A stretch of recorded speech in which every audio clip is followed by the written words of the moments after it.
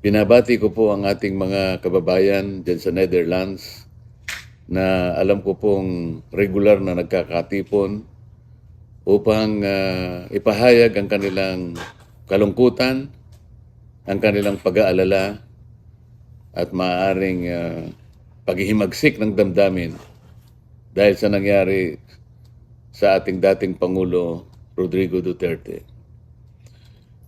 Iyan po ay isang bagay na kailanman ay hindi matatanggap ng isang Pilipino.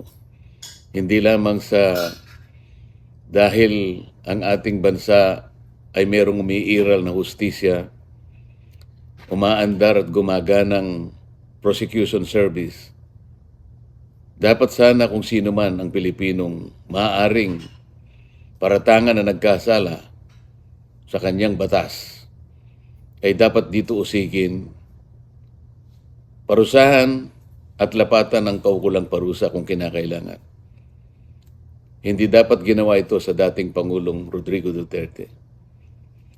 Ito'y walang katarungan.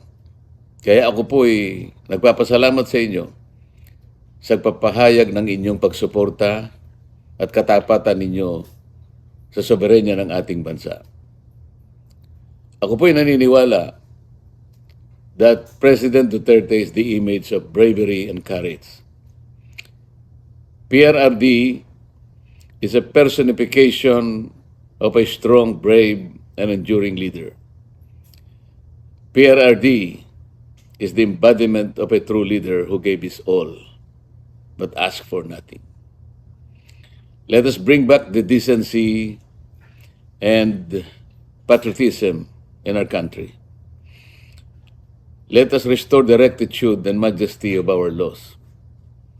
Let us bring back transparency and accountability in governance. Let us bring back PRRD home. Mabuhay po kayong lahat. Sagipin natin ang Pilipinas.